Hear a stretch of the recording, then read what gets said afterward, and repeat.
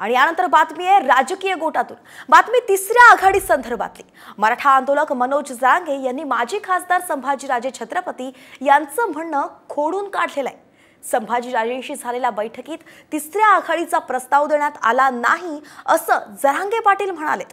तर संभाजीराजेंशी मराठा आरक्षणावरती चर्चा केली, मात्र आघाडीबाबत चर्चा झाली नसल्याचं जरांगे म्हणालेत। काल संभाजीराजे यांनी अंतरवाली सराटीत जाऊन मनोज जरांगेंची भेट घेतली होती। यावेळी बोलताना त्यांनी मराठा आंदोलक मनोज जरांगे यांना तिसऱ्या आघाडीत आणण्यासाठी प्रयत्न सुरू असल्याचं संभाजीराजे म्हणाले होते। मात्र हेच म्हणणं जरांगेंनी खोडून काढलंय।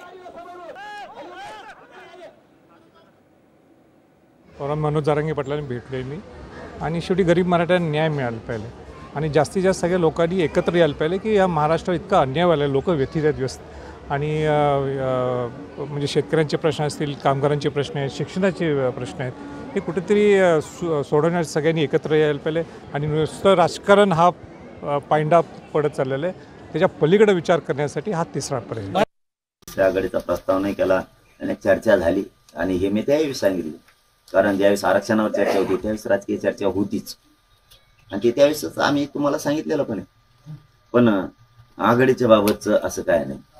आणि ते पाणी करतायत चांगले, शेतकरी अडचणी, प्रचंड लय हालाकीत जीवन जगतो माझा गोरगरीब। आणि हा बघ असे प्रश्न मांडले का तर बघ ते सरकारी लोक म्हणतात हे अहंकारी।